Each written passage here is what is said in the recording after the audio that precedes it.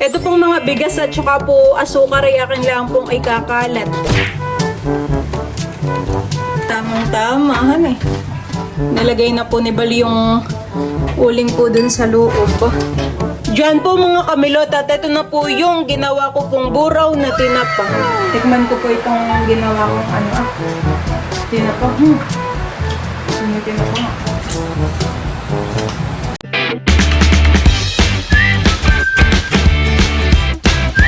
What's up mga kamilot? Welcome back sa aking channel. Sa for today's vlog po ay gagawa po ako ngayon ng tinapa po na buraw. Ayan, balik kasama ko po sa intro si Teo. At tuwang-tuwa po kay Maloy. Diyan po mga kamilot at ito po yung aming gagawin pong tinapa. Ayan, bali ito po muna ay tatanggalan po ng hasang.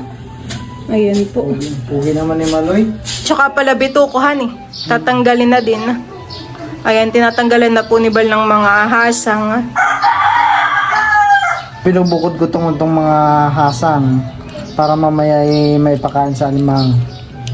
Ayan, marami-rami din ito at pag naipon yung mga hasang nila. Tataba ng mga bitukahan eh. Marami rin ito pinakain.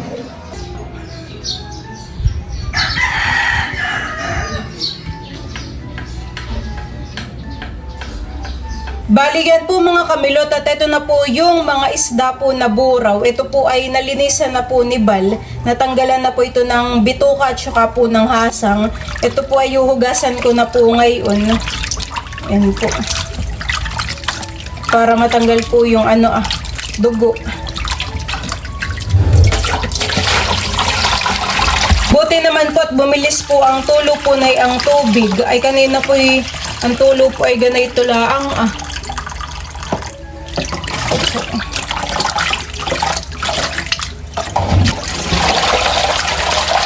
Yan po mga kamilot at ako po dito ay meron pong tubig sa planggana. Ito po ay akin pong lalagyan po ng asin.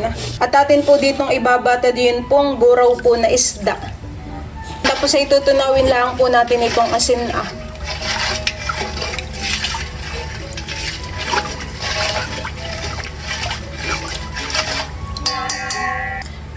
Sakto na po itong aking nilagay na asin. Pero kung gusto naman po ninyong mas maalat pa po yung isda ay dadagdagan pa po ng asin. Akin na po ditong ilalagay po itong mga buraw na isda para po nababatad na.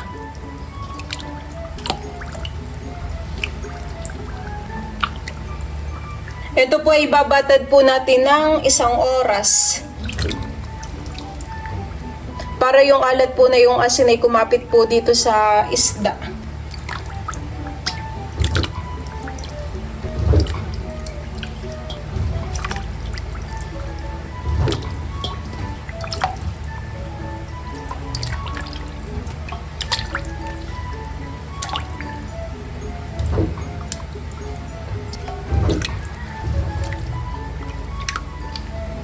Ako po ay magsasampay ngayon ay pong mga damit po namin. Tanbayan po sa basket.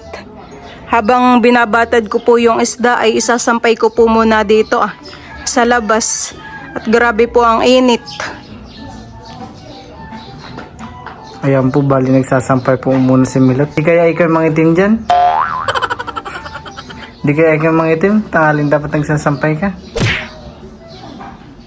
Dapat tayo madaling araw.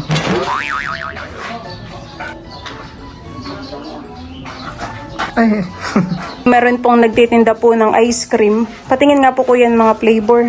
Ito yung queso, coconut cream, Magkano po yung, akin po yung cheese. cheese. Opo. Magkano po sa ganito? 15 po. Hindi pa po natatapos yung aking sampayin ay ako po yung napabili ng ice cream. Ayan, ito po ay cheese flavor. Kami po ni Balay nag-ice cream po muna. Ano yan? Pinipig. Pinipig naman po yung kaibal. Sobrang init tayo mabalik. Kaya nga. Kain po tayo ng ice cream. Tamang-tama po at mainit po ang panahon. Pantanggal banas. Diyan po mga kamilot at after 1 hour ay ito na po yung ating isda. Bali kumapit na po dito yung alat. Tatanggalin ko na po ang tubig po na ito. Ngayon naman po ay papalambutin po natin itong isda. Ayan, bali ito po yakin lang pong papakuluin ng 3 to 5 minutes. Lalagay ko na po dito sa talyasi po itong mga buraw na isda. Okay na pong kakamayin para po mas mabilis ko pong mailagay iyang mga isda.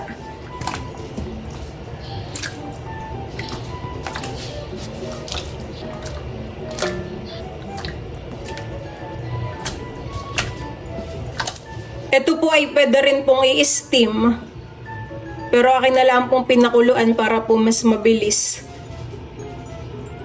At okay na po itong ating buraw. Medyo naluto na po ito. Ito po akin na pong ililipat sa pinggan. Teo! Ayan po si Teo! Dede po iyan. Iyan po ay aking pinuyudan para po hindi siya banasin. At minsan po yung buhok po ni Teo ay umaabot po dun sa kanyang mata. Ito pong mga isda, akin na po ditong ililipat sa pinggan.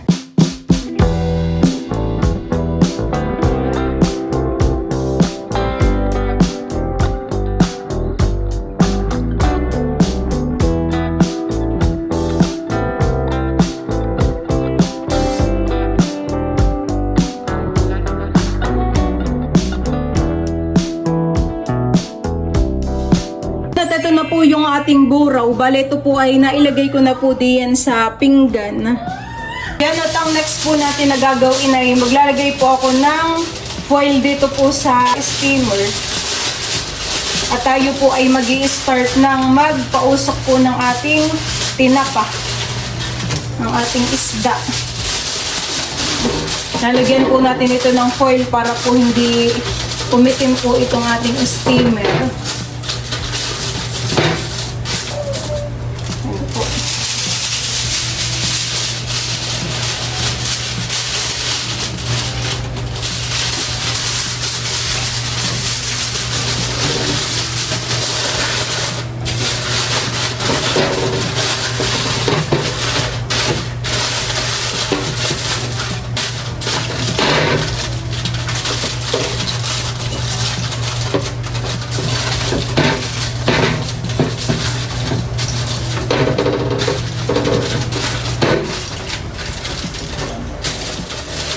Diyan po mga kamilot, at sa pagpapausok po ng ating buraw ay maglalagay lang po ako dito ng bigas.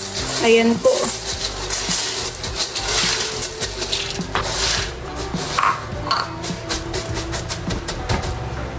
Tapos ay ilalagyan ko din po ito ng tea.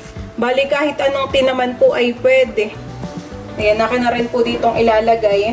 Akin na pong itataktak. Ayan po. 4 na tsaa po itong aking ilalagay dito. Saan mo pabaga?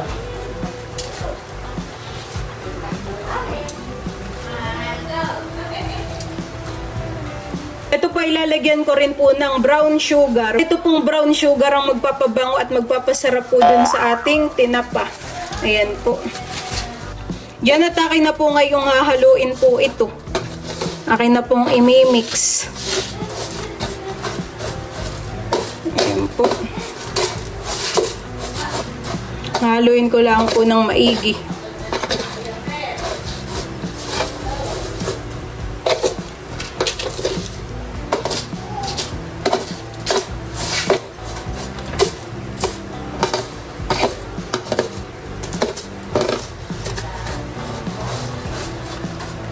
Ito pong mga bigas at saka po asukar ay akin lang pong ikakalat.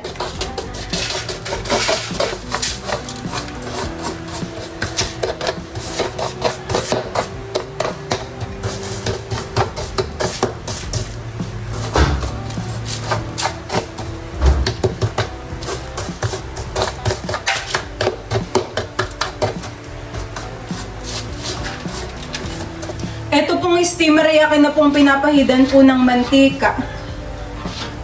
At dito ko po ilalagay yung buraw po na isda para po hindi dumikit.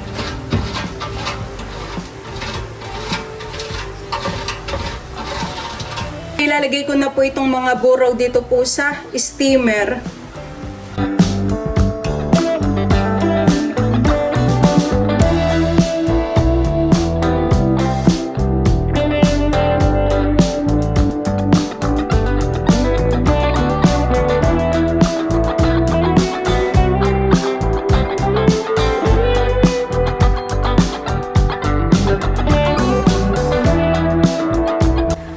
ay tinulungan na ni Bal pagpapabaga po na yung uling. Lalagyan pa po ni Bal ng bunot pa po sa ibabaw. Oh, ay talagang ay na mausak na yan eh. Yan na. Tinanggal na po muna ni Bal yung isda. Pagay ko dito? Oo, din.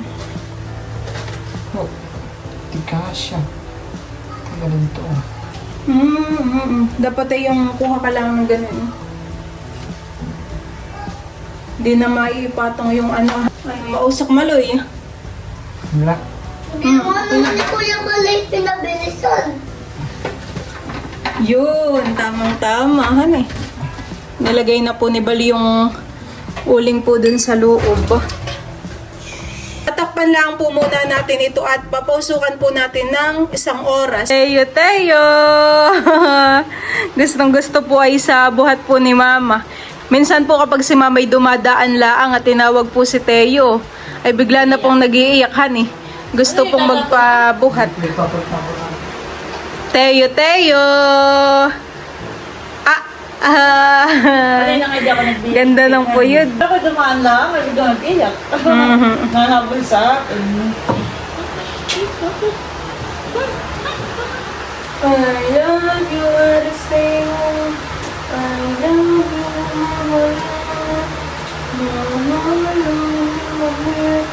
Lablab ko po. Ang si Teo. Sinong lablab ko? Tas ang kamay. Hey! Oh, malamig parang may alcohol. Ay, nahulog. Ay, nahulog ko. Ay, nahulog. Ay, nahulog. Ay, nahulog. Labas na ang ngipin. Ang aking baby.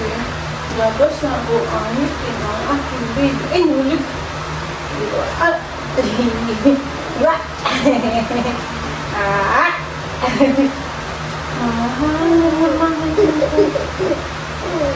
Maloy, tingin kayo tayo dali. Tingin mo sa dito. Tingin mo sa dito, Maloy.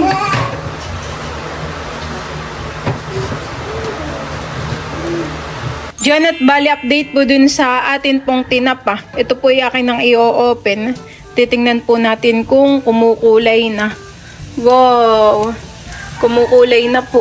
Ito pong pagkatakip ko po dito ay meron pong awang. Gawa po ng pumamatay po yung baga. Wow! Kumukulay na naman po.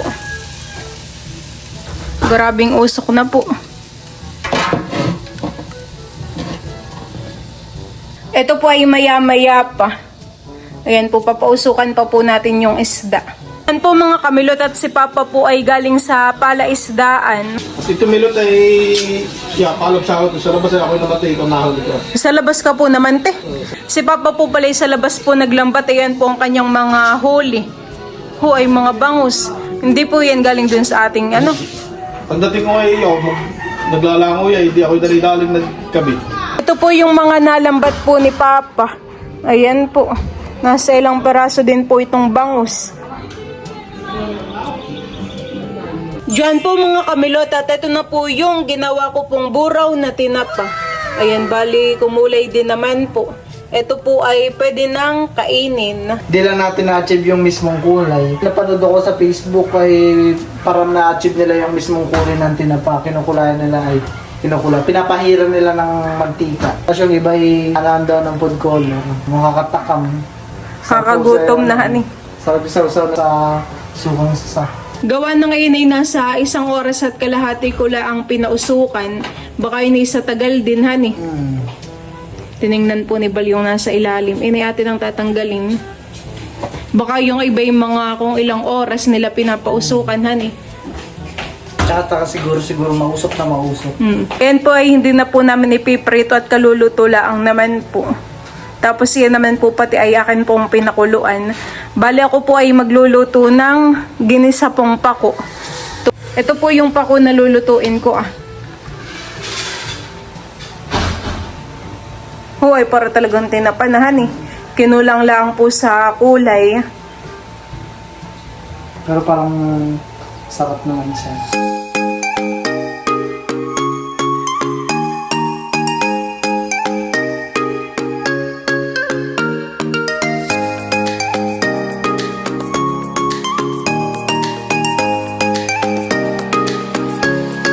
Nasali na po ni Bal sa pinggan ito pong mga tinapa.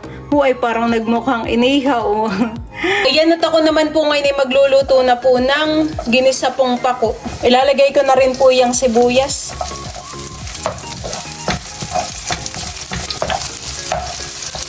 Bango. Lalagay ko na po itong sardinas.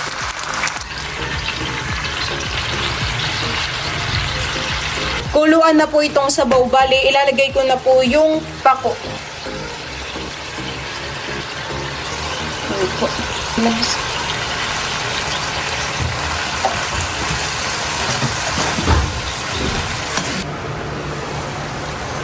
Una po itong ginisang pako sa sardinas.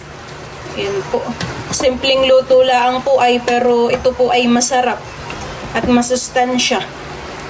Yan, at ako po dito ay nakapaghain na po ng ulam po namin. Bale, ito na po yung ginawa ko pong tinapa na buraw. Tapos ay ito na po yung ginisang pako. Ayan, kami po ay kakain na. Ay magandang gumala sa labas, honey. Hindi na po mainit. Kanlong na. Maginhawa na po. Magandang pagpastulan ng baka. Honey. At busog ang baka. Maganda pong paglagyan dito ng ng baka. Nakakamiss tuloy si Obladi at saka po si Oblada. Nasaan na kaya yung dalawa? At yun po ay binenta na namin. Ay dati po sila'y nandiyan sa palayanan.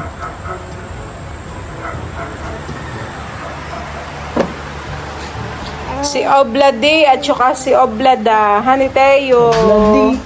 Lord, thank you for this food. Bless our body. Nourish it in this name. Amen.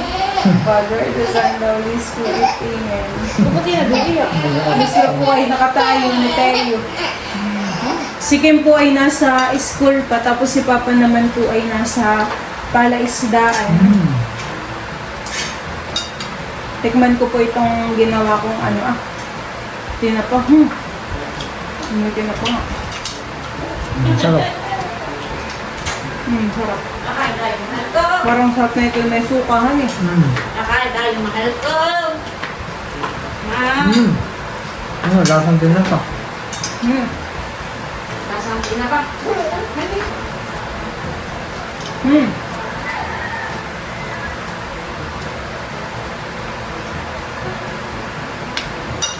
First time ko lang gumawa ng tinapa. Sarap naman eh. Kulang nga lang sa kulay. Dapat pala ako may pinahidhan eh. Pero okay lang. Hindi mo naman na-achieve yung kulay. Na-achieve mo naman yung lasa. Yeah.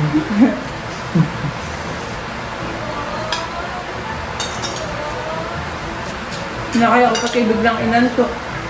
Pagdagawa niya ang tinapa.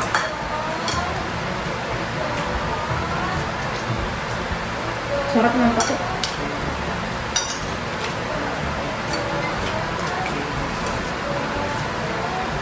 Si Mama tsaka po si Teo ay nasa labas. Mas gusto talaga ni Teo nasa labas at libang na libang.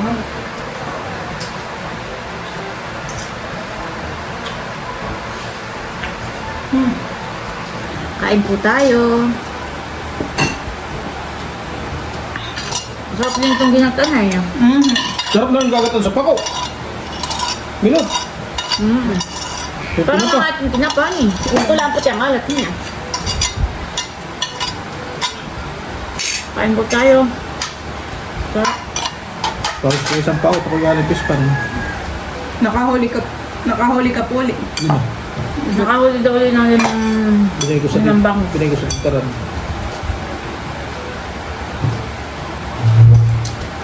Nilat na ganyan pa. May isang pinggan pa po doon. Marami ka pa yung nalutuhan eh. Bibigyan ko ang nanay, paborito na yun ang Buraw. buraw.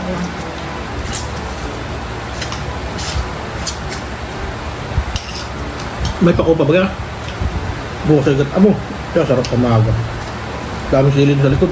Si Mama po ay naglalagay ng mga tinapa po diyan sa Tupperware. Yan pa ipapadala po ni Mama kay Idro. Pwede pang ulam-ulam lang din ito. Pwede lang naman po ni Ayang iprituhan eh. Nasa reflaang po ay Kahit nga steam lang eh. At gawa ng mga tito ayag, ang mga kagwapo lang. Opo, sinatito. Saka ay papunta doon sa Maynila. Ay papadala ko ito. Ito na may ilagay lang yan sa rep. Kahit po hindi sa freezer, honey. Kahit sa ibaba lang. Kahit sa ibaba lang. Ilan po, mama? Dalawang Tupperware po. Mga dalawa. Yan at ito na po yung mga nalagay po ni Mamang tinapa. Bali ito pong dalawa ay papadala po kay Idro. Tapos ay ito naman po ay bibigay po ni Mama kay Nanay. Ito pong nasa ibabaw. Ayan po. May pangulam na po si Idro. Pamprito po niya. Ito naman milot ay sa akin. Sa nanay kasi kay Idro. Alagay ko muna sa rep.